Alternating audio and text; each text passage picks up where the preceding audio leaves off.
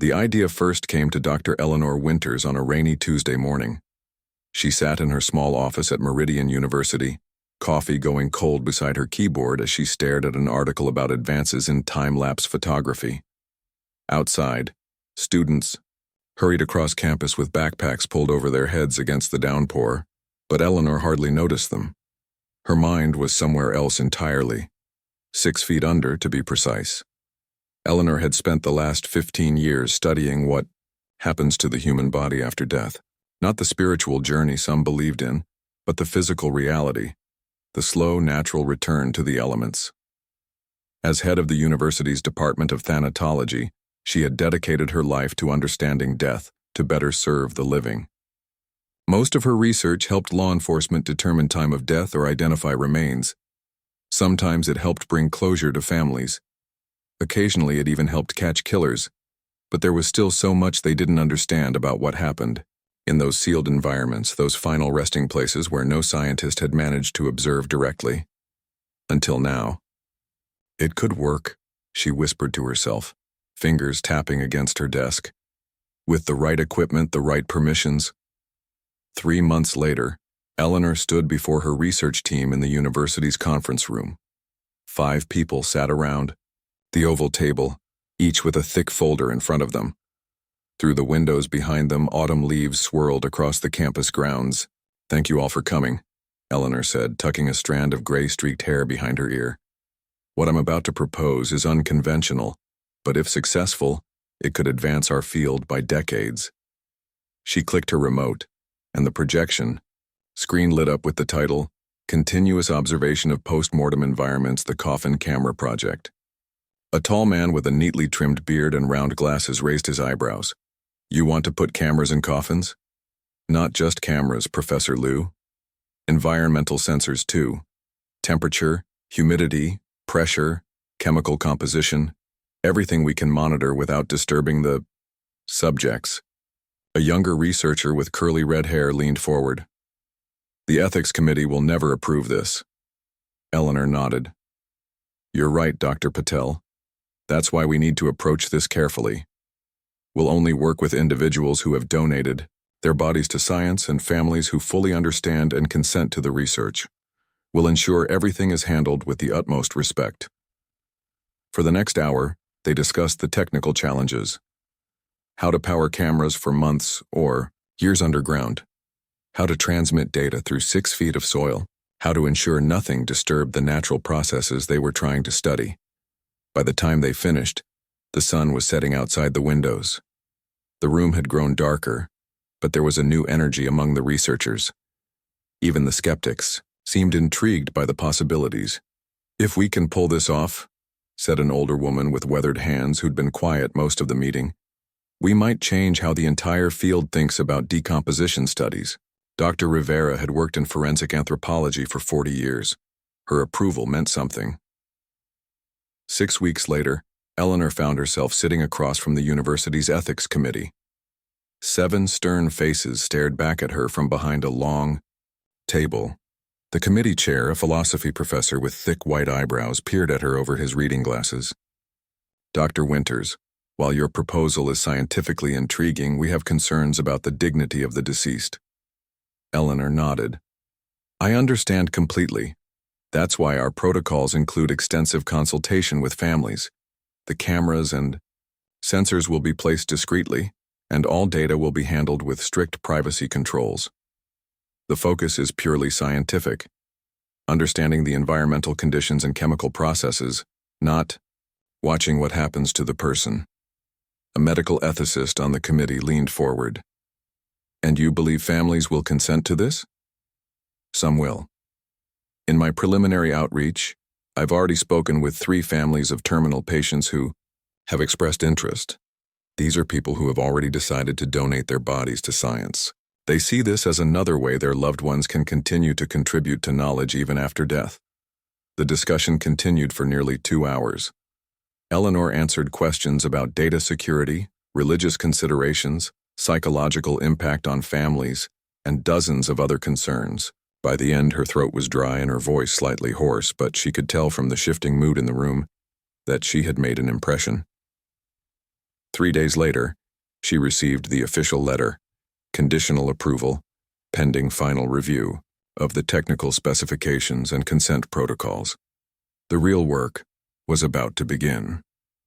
Over the next 4 months, Eleanor's team worked with engineers to develop the specialized equipment they would need. The challenges were significant. The cameras and sensors needed to function for up to 2 years without maintenance, transmit data through soil and concrete, and remain secure from tampering or environmental damage. The solution came in the form of a thin, flexible panel that could be placed along the inner lining of a coffin. Powered by a new type of long-lasting battery, developed for deep space probes, it contained tiny cameras and various environmental sensors, all connected to a data transmission unit that could send encrypted information to receivers placed discreetly, at ground level near the headstones. By spring, they were ready for the first implementation. The team had secured 3 participants through partnerships with hospice centers and the university hospital's end-of-life care program. Each participant and their family had gone through extensive counseling and information sessions to ensure they fully understood and were comfortable with the research. The first was a retired librarian who had battled lung cancer for years before deciding to stop treatment. Eleanor had met with him twice before his passing, struck by his calm acceptance and genuine interest in contributing to science one last time. "I've spent my life surrounded by knowledge," he had told her during their last conversation, his voice barely above a whisper. "Nice to think I'll help create some new knowledge even after I'm gone." The day of his funeral was bright and clear, birds singing in the cemetery trees as if unaware of the solemn proceedings below. Eleanor and 2 members of her team stood at a respectful distance as the family said their goodbyes. They had installed the equipment earlier that morning, working alongside the funeral home staff with practiced efficiency and reverence.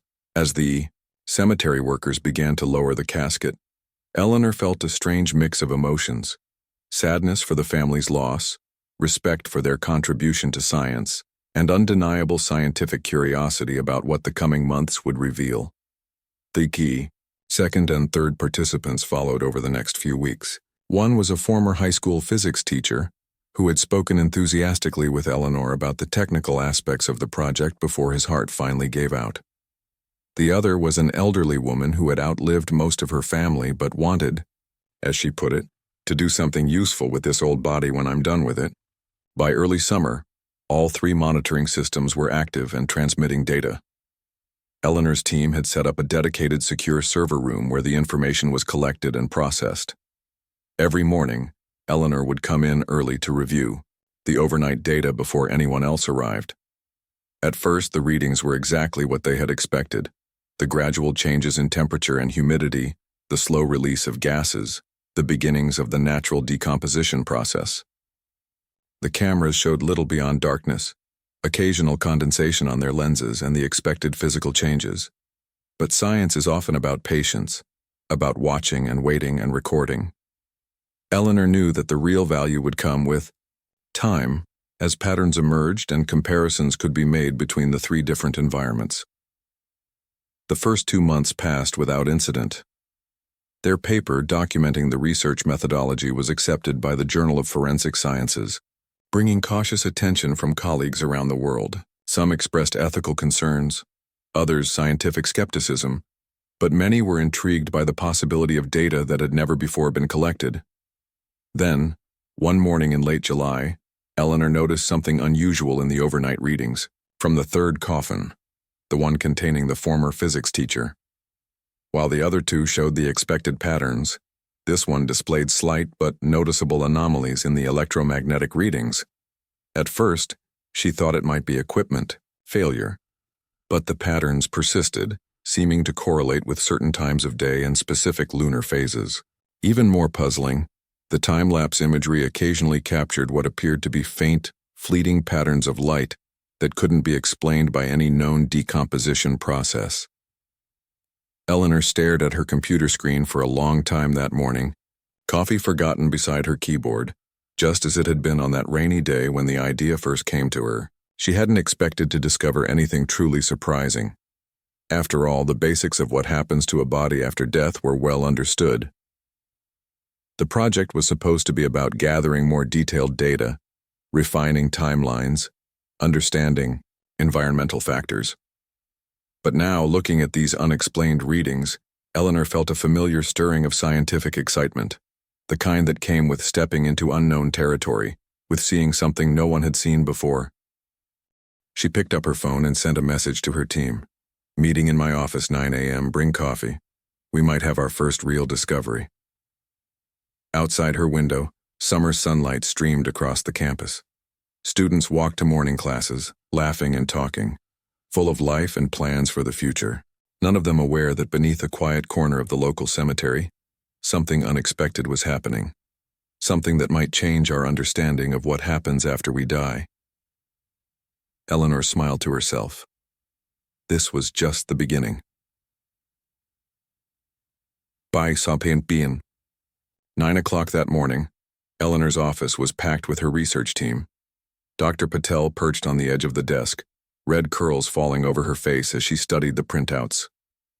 Professor Liu paced by the window, his tall frame casting moving shadows across the carpet. Dr. Rivera sat quietly in the corner, weathered hands folded in her lap, watching the others with cautious interest. "I've triple-checked the equipment," said a young researcher with thick glasses and a rumpled shirt. Dr. Chen was their technical expert, more comfortable with machines than people. "Everything's working perfectly. These readings are real." Eleanor nodded, tapping a finger against the strange electromagnetic patterns on her screen. "The question is what's causing them, and why only in Coffin 3? Could be the location," Professor Liu suggested. "Different soil composition, maybe underground water sources nearby. Or something about the coffin itself," Dr. Patel added. "Was it made from different materials than the others?" Eleanor shook her head. "Same manufacturer, same model. We were very careful about controlling those variables." Dr. Rivera spoke up for the first time, her voice soft but commanding attention. "What about the subject? The physics teacher?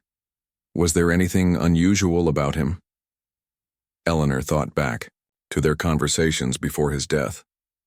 He was fascinated by the project, especially the technical aspects.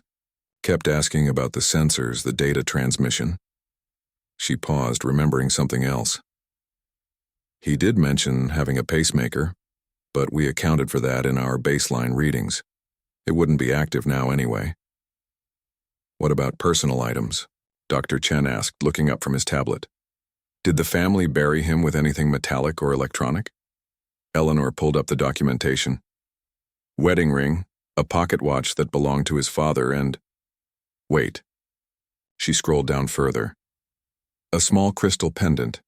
His wife said he'd worn it for 40 years and wanted to be buried with it." "A crystal?" Dr. Patel raised her eyebrows. "What kind?" "It doesn't specify. Just described as clear crystal on a silver chain." Professor Liu had stopped pacing. "Crystals can have interesting properties with electromagnetic fields, piezoelectric effects, for instance." "But that wouldn't explain the light patterns," Dr. Chen pointed out. "The camera picked up actual visual phenomena, not just electromagnetic readings." Eleanor stood up, a decision forming. "We need more data, and we need to talk to his family again, find out more about that pendant." The next day, Eleanor sat in a small living room across from Grace Howard, the physics teacher's widow. A teapot steamed between them on a coffee table cluttered with framed photos and small mementos.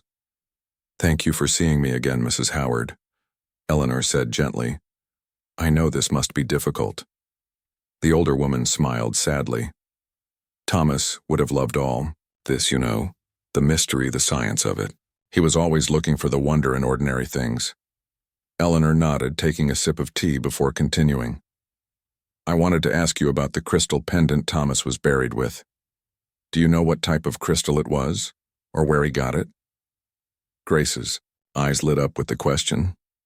"Oh, that old thing. He found it during a field trip with his students back in the 70s. They were visiting an old mining area in the mountains, and he spotted it embedded in some rocks. He was so excited about it, said it had unusual properties." "Properties?" Eleanor leaned forward slightly. What kind of properties? He used to demonstrate with it in his physics classes. If you put it in bright sunlight and then took it into a dark room, it would glow for hours afterward. And sometimes, if you placed it near certain electronic equipment, the equipment would act strangely. The students loved it, called it his magic rock. She smiled at the memory. Thomas always said he wanted to have it properly analyzed, but somehow never got around to it. Too busy teaching, I suppose. Eleanor's heart beat faster. Do you have any other pieces of this crystal? Grace nodded and stood up, moving to a small cabinet in the corner of the room. She returned with a small wooden box. Inside, nestled in faded velvet, lay a rough chunk of clear crystal about the size of a golf ball. He kept this larger piece at home, said it was too valuable for classroom demonstrations. Eleanor looked at the crystal, trying to maintain her professional composure despite her excitement. Mrs. Howard, would it be possible for us to borrow this for analysis? It might help explain some unusual readings we're getting from our research equipment. Grace handed her the box without hesitation. Take it. Thomas would want it to be useful to science. Back at the lab, the team worked late into the night. The crystal was run through every test they could think of: spectrographic analysis, radiation testing, magnetic response evaluation. Dr. Chen set up a special chamber to observe its behavior under controlled conditions, replicating the environment of the coffin as closely as possible. By midnight, only Eleanor and Dr. Chen remained, both too keyed up with scientific curiosity to consider sleep. They sat in the darkened lab, watching as the crystal emitted a faint pulsing glow after being exposed to certain frequencies. It's some kind of rare phosphorescent material, Dr. Chen said, his face lit by the eerie blue glow from the testing chamber. But I've never seen anything respond quite like this. The energy absorption and release patterns are unusual. Eleanor nodded, staring at the readouts on the monitor. And look at the electromagnetic field it generates. It's almost identical to the patterns we're seeing from the coffin. But that still doesn't explain everything, Dr. Chen pointed out. The luminescence wouldn't be this strong after months underground with no light source. And the patterns we're seeing on the camera, they're too organized, almost geometric. Eleanor rubbed her tired eyes. There's something we're missing, some interaction we haven't accounted for. The next morning, they expanded their investigation. While continuing to monitor the anomalies in Coffin 3, they began researching the area where Thomas Howard had found the crystal decades ago. Professor Liu uncovered old geological surveys of the mining region. Look at this, he said, spreading maps across the conference table. The whole area sits on an unusual mineral deposit, rare earth elements, unusual crystal formations. There were even reports of strange lights in the area going back to indigenous legends. Dr. Rivera, who had contacts in the geology department, brought in a specialist who examined their crystal sample with growing amazement. This is extraordinary, the geologist said, looking up from her microscope. It's a completely unknown crystalline structure. The molecular arrangement shouldn't even be stable according to conventional models.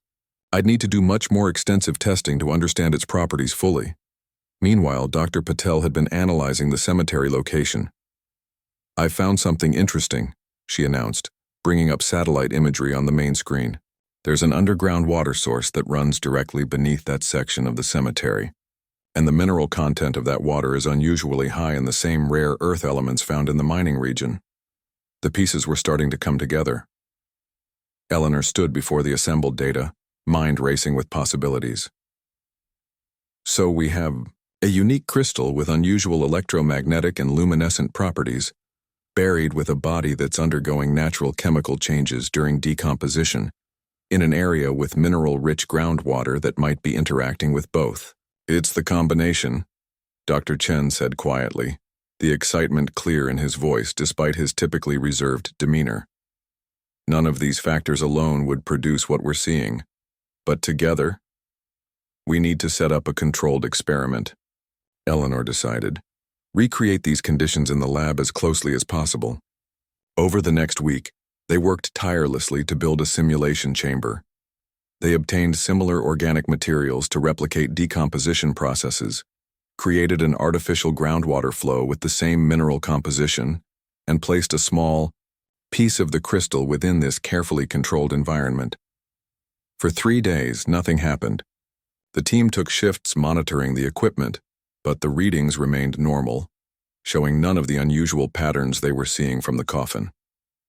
On the morning of the 4th day, Eleanor arrived at the lab to find Dr. Chen asleep at his monitoring station. She gently shook him awake. "Anything?" she asked. He blinked, disoriented, then suddenly sat up straight, fully alert. "Check the lunar calendar," he said urgently. Eleanor pulled it up on her phone. "Full moon tonight. Why?" "The patterns in the coffin data. They've been strongest during lunar peaks. I think there's a gravitational component to whatever reaction is happening." They adjusted their experiment, adding a gravitational simulation element. By that evening, as the full moon rose outside, the sensors began to pick up the first faint electromagnetic anomalies. And then, in the darkened lab, they saw it, a faint blue glow beginning to emanate from their simulation chamber, pulsing in geometric patterns that matched exactly what they had been seeing in the coffin camera footage. Eleanor and Dr. Chen stood transfixed, watching as the patterns grew, stronger, forming complex, shifting shapes in the darkness. "It's beautiful," Eleanor whispered. "It's unprecedented," Dr. Chen replied, his scientific mind already racing ahead. "The implications for our understanding of electrochemical reactions, for geobiology, for our understanding of what happens after we die," Eleanor finished, quietly. They watched in silence for another minute before Eleanor turned and picked up her phone. "Call everyone. They need to see this, and start documenting everything. We're about to rewrite some textbooks." As she made the calls, Eleanor couldn't help but think of Thomas Howard, the physics teacher who had carried this strange crystal for 40 years, teaching students about the wonders of the natural world. Even in death, he was still teaching, still revealing mysteries. There was something poetic about that, something that went beyond the cold data and clinical observations of their research. Whatever they had discovered here, it wasn't just a scientific curiosity. It was a reminder that the world still held wonders, that even in something as final as death there were still discoveries to be made, still beauty to be found in the darkness. Outside, the full moon climbed higher in the sky, and beneath the quiet earth of the cemetery, soft blue light continued to dance in geometric patterns around the final resting place of a man who had loved the mysteries of the universe. Word spread quickly through the university.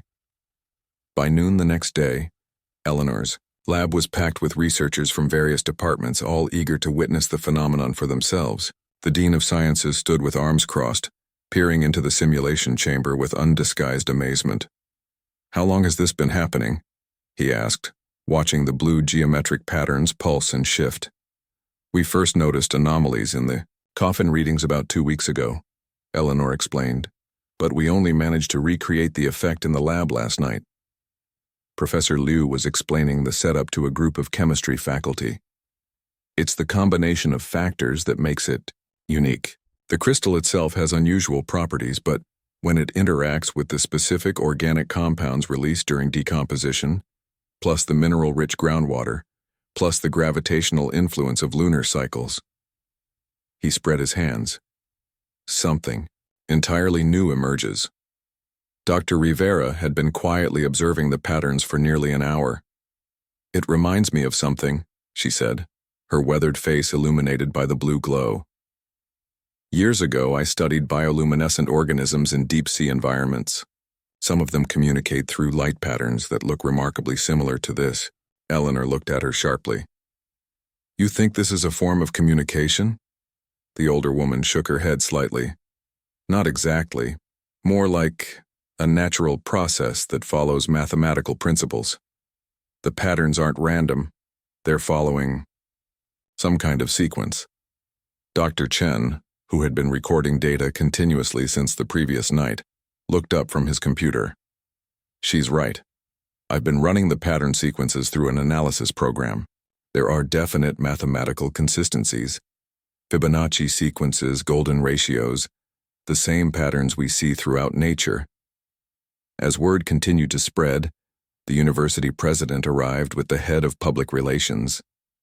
Eleanor could see the mixture of scientific excitement and institutional anxiety on their faces. A discovery like this would bring attention to the university, but also scrutiny to their methods. "Dr. Winters," the president said, pulling her aside. "I understand the scientific significance of this finding, but I'm concerned about the optics. Putting cameras in coffins is going to raise eyebrows regardless of the consent protocols." Eleanor nodded, understanding his concern. "We've been extremely careful with ethics at every step. All 3 families have been kept informed of our findings, including this latest development." "And how have they responded?" Eleanor smiled slightly. Mrs. Howard, the widow of the physics teacher whose coffin showed the anomalies, asked if she could come see our lab simulation. "She's coming tomorrow morning. She said her husband would have been over the moon about it." The accidental pun made them both chuckle, breaking the tension. Later that afternoon, the team gathered in the conference room to discuss next steps. The initial excitement had given way to focused scientific inquiry. "We need to publish as soon as possible," Professor Liu argued. "This is groundbreaking work that touches on multiple disciplines." Dr. Patel nodded in agreement. "I've already drafted an outline for a paper. We can submit to Nature or Science. This is certainly significant enough." "What about patents?" Dr. Chen asked. "The crystal's properties could have commercial applications. Energy storage, communications technology." Eleanor held up a hand. "Before we get ahead of ourselves, we need to understand exactly what we're dealing with. I propose 3 parallel tracks. First, continue monitoring both the original coffin and our lab simulation to gather more data. Second, conduct more extensive analysis of the crystal structure itself. And third, begin exploring theoretical models to explain the interaction we're observing." The team agreed, dividing up responsibilities. As the meeting ended, Dr. Rivera lingered behind. "There's something else we should consider," she said once they were alone. "The cultural and philosophical implications." Eleanor tilted her head questioningly. "We set out to study decomposition, a process most people prefer not to think about," Dr. Rivera continued. "Instead, we've discovered something beautiful, something that follows the same mathematical principles seen in living systems. People will draw their own conclusions about what that means." Eleanor nodded slowly. "You're right. Some will see it as just an interesting chemical reaction. Others might interpret it as evidence of something more." "Exactly. We need to be prepared for how this will be received beyond scientific circles." The next morning, Grace Howard arrived at the lab. Eleanor met her in the lobby, struck by the change in the woman's demeanor since their last meeting. There was a lightness to her step, an eagerness that made her seem younger. "Thank you for coming, Mrs. Howard," Eleanor said, leading her toward the lab. "Please call me Grace," the widow replied, "and thank you for including me. Thomas would have been fascinated by all this." In the lab, the team had prepared a demonstration of their findings. Dr. Chen had created visual representations of the data, while Professor Liu had set up a smaller version of their simulation chamber specifically for Grace to observe. As they showed her the blue geometric patterns glowing in the darkness, tears welled in Grace's eyes. "It's like he's still teaching us something," she whispered, "still sharing the wonders of the universe." Her reaction reminded Eleanor of what Dr. Rivera had said about the philosophical implications. This discovery meant different things to different people, and that was okay. Science could explain the mechanism without diminishing the wonder or the meaning people found in it. Over the next few weeks, the team worked tirelessly to understand the phenomenon better. They published their initial findings in a prestigious journal, carefully describing the unique combination of factors that created what they now called biocrystalline luminescence. The response from the scientific community was immediate and intense. Some colleagues expressed skepticism, demanding more rigorous proof and replication. Others were fascinated and offered collaborations to explore different aspects of the discovery. The media attention came soon after, At first, it was just science publications and university press.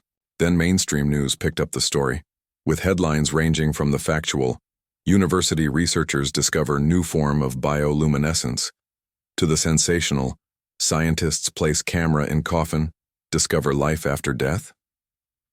Eleanor found herself doing interviews, trying to explain their findings in terms the general public could understand while correcting misconceptions. No, they hadn't discovered proof of an afterlife. Yes, the phenomenon was natural, not supernatural. No, they weren't disturbing the dead. They had permission and were being respectful. Despite the media frenzy, the real work continued in the EUMP lab.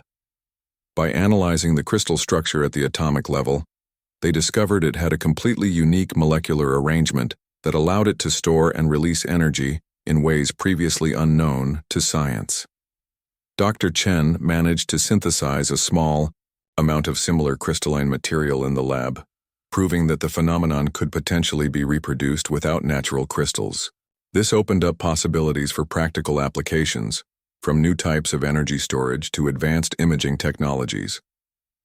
6 months after their initial discovery, Eleanor stood at a podium in Stockholm, accepting a prestigious scientific award on behalf of her team.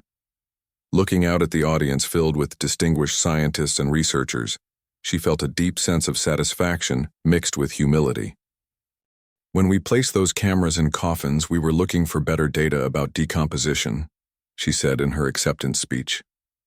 "We never expected to discover a new form of natural illumination, or to find that the same mathematical principles that govern living systems continue to express themselves even after death." She paused, glancing at Grace Howard, who sat in the front row as an honored guest.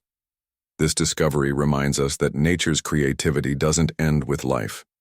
The same elements that make up our living bodies continue to participate in beautiful, complex processes long after our conscious experience has ended. In that way, we remain part of the natural world's ongoing story." After the ceremony, Eleanor found a quiet moment alone on a balcony overlooking the city lights. Professor Liu joined her, handing her a glass of champagne. "What next?" he asked, simply.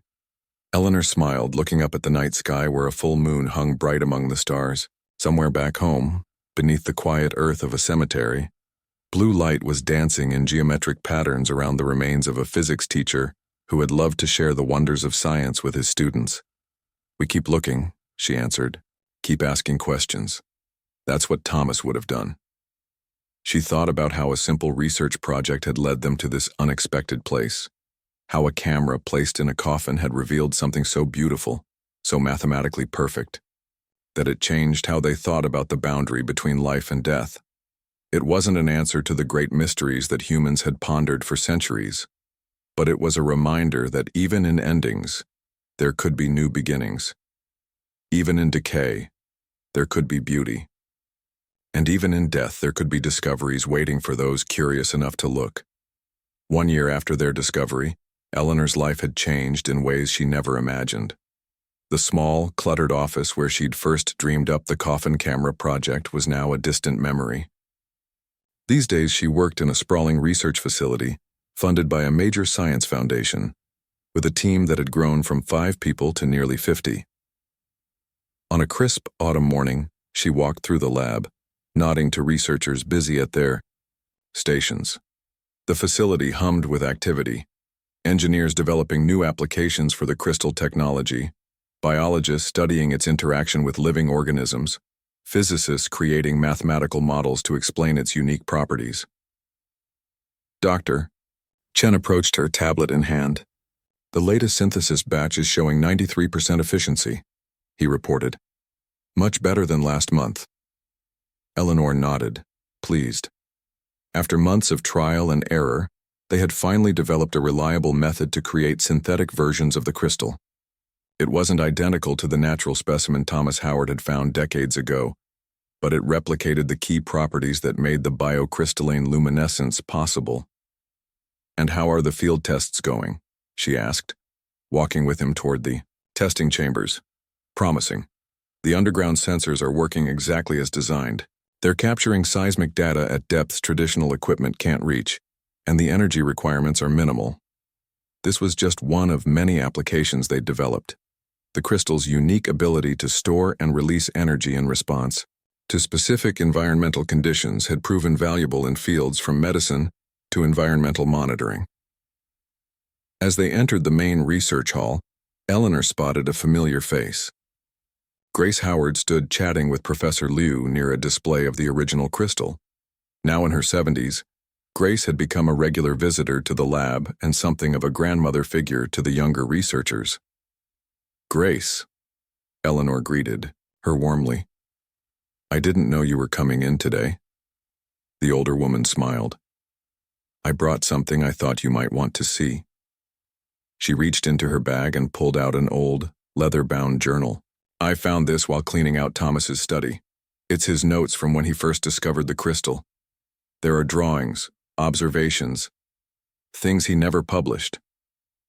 Eleanor accepted the journal carefully, feeling the weight of its history. "Thank you. This could be incredibly valuable." Later that afternoon, Eleanor sat in her office poring over Thomas Howard's journal. His neat handwriting filled page after page, accompanied by detailed sketches of crystal formations and notes about their properties. One entry caught her attention. May 15, 1976, observed unusual behavior in specimen A during lunar eclipse. Luminescence increased tenfold, and pattern complexity shifted to level 3 formations. Most intriguing, when placed near growing plants, accelerated growth observed in following week. Is crystal somehow storing and transferring energy to living organisms? Further testing required. Eleanor sat back, mind racing. They had documented the crystal's reaction to lunar cycles, but had never tested it during an eclipse. And the potential effect on living organisms was something they'd only begun to explore. She checked the astronomical calendar on her computer. A lunar eclipse was scheduled for next month. Perfect timing for a new round of experiments. The next morning, she called a meeting with the core research team. As they gathered around the conference table, Eleanor shared her findings from Thomas's journal. "I believe we've only scratched the surface of what this technology can do," she concluded. "If Howard's observations about biological acceleration are accurate, the implications for agriculture, reforestation, even medicine could be enormous." Dr. Patel leaned forward, her red curls bouncing with excitement. "We could design growth-enhancing systems for crops in regions affected by climate change." Professor Liu nodded thoughtfully. "Or develop new treatments for cellular regeneration. Imagine what this could mean for healing technologies." Dr. Rivera, who had remained with the project, despite officially retiring the previous year, tapped her fingers on the table. "But we need to be cautious. Accelerated biological processes could have unforeseen consequences. Nature has its own timing for a reason." Eleanor appreciated the older woman's wisdom. Throughout the project, Dr. Rivera had been their ethical compass, always encouraging them to consider the broader implications of their work. "You're right," Eleanor agreed. "Which is why we'll start with controlled experiments during the upcoming eclipse. Small scale, carefully monitored." As preparations for the eclipse experiments got underway, Eleanor received an unexpected phone call. A representative from an International Peace Prize committee wanted to discuss nominating their team for their contribution to science and potential humanitarian applications. Eleanor was flattered, but hesitant. "Our work is still in its early stages," she told the representative. "We don't yet know the full impact it will have." "That's precisely why the committee is interested," came the reply. "Your discovery bridges multiple disciplines and has potential applications in sustainable energy, environmental monitoring, and resource-scarce regions. Plus, there's the unique story of how it came to be. A teacher continuing to educate even after death. It speaks to something deeply human." After the call, Eleanor stood by her office window, watching students cross the campus below. She thought about how far they'd come from that rainy morning when she'd first conceived the Coffin camera project.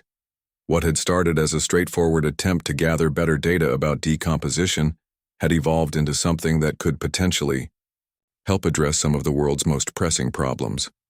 The night of the lunar eclipse arrived with clear skies.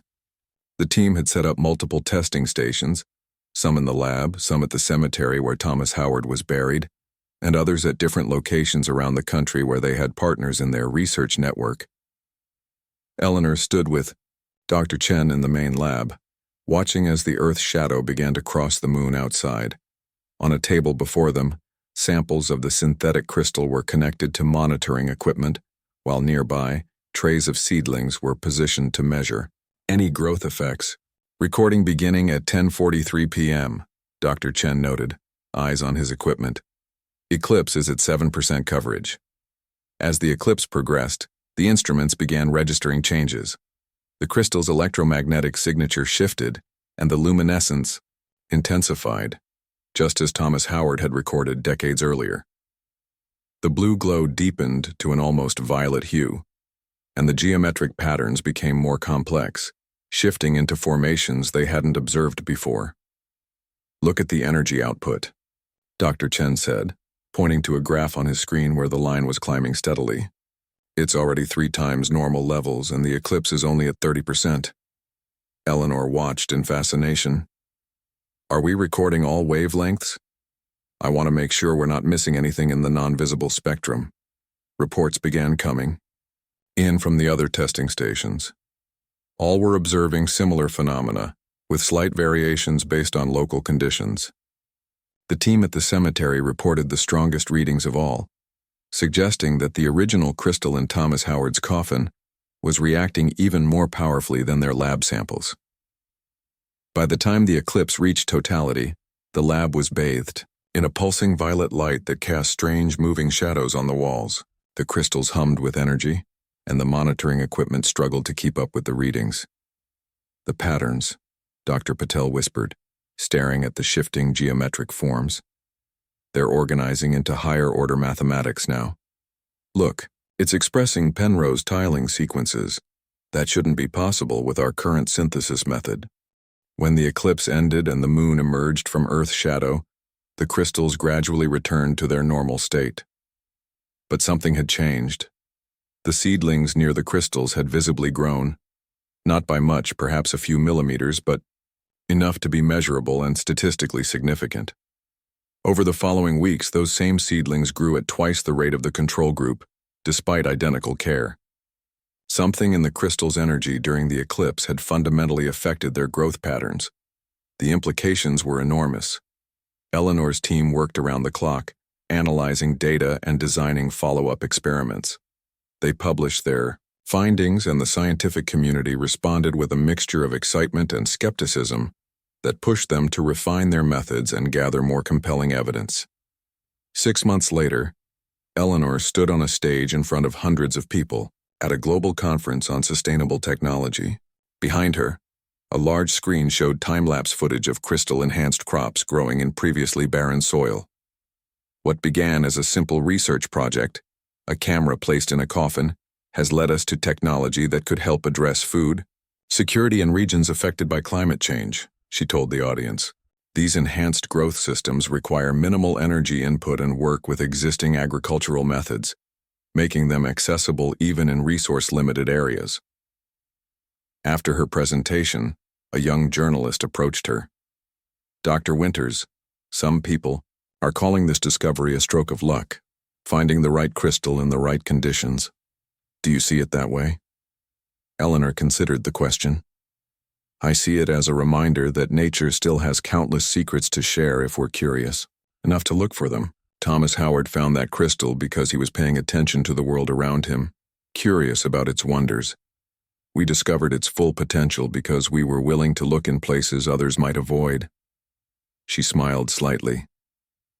"Sometimes, the most remarkable discoveries come from the most unlikely places, even a coffin." That evening, Eleanor visited the cemetery where it had all begun. Standing beside Thomas Howard's grave, she noticed small blue flowers growing around his headstone, a variety she hadn't seen there before. She knelt to examine them, wondering if they were somehow benefiting from the crystal's energy below. As she touched a delicate petal, she felt a sense of connection to the ongoing cycle of discovery, to the physics teacher whose curiosity had outlived him, and to the countless applications of their findings that were yet to come. The sun set behind the trees, casting long shadows across the peaceful grounds. Eleanor stood up, brushing soil from her knees, ready to return to the lab where new experiments awaited. The story of the Coffin camera was far from over. In many ways, it was just beginning. 5 years had passed since that rainy morning when Eleanor first imagined placing cameras in coffins. What began as a simple research project had evolved into something that touched lives around the world. The discovery of biocrystalline luminescence, now commonly called the Howard effect after the physics teacher whose coffin had revealed it, had sparked a revolution in multiple fields. On a warm spring day, Eleanor walked through rows of thriving crops in what had once been parched farmland in a drought-stricken region. Plants grew strong and healthy despite minimal water, their growth boosted by small crystal devices placed throughout the field. Local farmers moved between the rows, tending to plants that would have been impossible to grow here just a few years ago. "The yield has doubled since last season," said a weathered man who had been farming this land for 4 decades. "My family was ready to abandon this place before your team came. Now my grandchildren have a future here." Eleanor nodded, touched by his words. This was just one of dozens of similar projects around the world. The crystal technology had proven particularly valuable in regions affected by climate change, where traditional farming methods were becoming increasingly difficult. Her phone buzzed in her pocket, a message from Dr. Chen, who now led the technical development division of their organization. The latest generation of medical devices was ready for clinical trials. These small implants, containing precisely engineered synthetic crystals, showed promise in accelerating healing in damaged tissues. If successful, they could revolutionize treatment for everything from severe burns to degenerative diseases. As Eleanor headed back to her vehicle, she reflected on how far they had come. What had started as a university research team was now the Howard Foundation, a global nonprofit organization dedicated to developing and sharing applications of the crystal technology. Their policy of open research and affordable licensing had ensured the benefits weren't limited to those who could pay the most. Not that there hadn't been challenges along the way. Some companies had attempted to patent variations of the technology, leading to legal battles that dragged on for months. Religious groups had debated the ethical implications of a discovery made through studying the dead. Conspiracy theories had flourished online, ranging from claims that the crystals were extraterrestrial in origin to fears that they were somehow changing human DNA. Through it all, Eleanor had maintained a commitment to transparency and scientific integrity. Every study was published openly, every application thoroughly tested, every concern addressed with patience and respect. Back at the Foundation's headquarters, Eleanor found Dr. Rivera waiting in her office. Now in her 80s, the older woman had officially retired years ago, but remained involved as an advisor, particularly on ethical matters. "How was the farm visit?" Dr. Rivera asked, her voice slightly weaker than it once was, but her mind as sharp as ever. "Inspiring," Eleanor replied, setting down her bag. "It's one thing to see the data, another entirely to meet the people whose lives are changing." Dr. Rivera nodded, a hint of concern in her eyes. "That's actually why I wanted to see you. The board is meeting tomorrow to discuss the Oceanic Restoration Project, and I wanted to share some thoughts first." The project was their most ambitious, yet, using crystal arrays to stimulate coral growth in reefs damaged by warming oceans. Initial tests had shown promising results, with coral growing at 5 times the normal rate and showing increased resistance to temperature changes. "You're worried about unintended consequences," Eleanor guessed, knowing her mentor well. "Accelerated growth in a controlled agricultural setting is one thing," Dr. Rivera said. "Introducing this technology into complex marine ecosystems is quite another. Nature has evolved over billions of years. When we speed up one element, we may create imbalances we can't predict." Eleanor sighed, running a hand through her hair now streaked with gray. "You're right, of course. We've extended the testing phase twice already for exactly that reason. But at what point does caution become paralysis? The reefs are dying now. In some areas we have years, not decades, to act." It was an ongoing tension in their work, balancing the urgent need for solutions against the potential risks of moving too quickly. Every application of the crystal technology raised new questions, new possibilities, and new responsibilities. Their conversation was interrupted by a knock at the door. Professor Liu entered, now the Foundation's Director of International Partnerships. "Sorry to interrupt," he said, "but I thought you'd want to know right away. Grace Howard just called. She's in the hospital." Eleanor felt a pang of worry. Grace had become more than just the widow of the physics teacher whose coffin had started it all. She was a friend, a supporter, and in many ways, the heart of their organization. "How serious is it?" Eleanor asked, already reaching for her coat. "Pneumonia. At her age." Professor Liu trailed off, the concern evident in his voice. At the hospital, Eleanor found Grace in a private room, looking small and frail against the white sheets. Medical equipment beeped quietly beside her bed. Despite her condition, Grace's eyes brightened when she saw Eleanor. "Don't look so worried," Grace said, her voice weak but still carrying that warmth Eleanor had come to cherish. "Doctors say, I'm actually doing better today." Eleanor took the older woman's hand gently. "You gave us quite a scare." Grace smiled. "At 82, every day is a gift, my dear. Besides, I couldn't leave without seeing how the story ends." "What story is that?" "The one that began with Thomas's crystal, of course, the one you're still writing." Grace's eyes drifted to the window, where late afternoon sunlight streamed in. "He would be so proud, you know, not just of the discovery, but of what you've done with it. How you've helped people." Eleanor swallowed against a sudden tightness in her throat. "We couldn't have done it without you. Your support, Thomas's journals." "Oh, Thomas did his part," Grace interrupted with a small smile. "But it was you who had the courage to look where others wouldn't, to place a camera in a coffin and see beauty where most people only see an ending." 2 days later, Eleanor stood with the Foundation's leadership team in their largest laboratory. On screens around the room, researchers from partner institutions around the world joined them virtually. It was time to decide on the oceanic restoration project. Dr. Patel presented the latest test results, showing coral growth rates and ecosystem impact assessments. Professor Liu outlined the implementation plan, focusing on the most critically endangered reef systems first. "Doctor,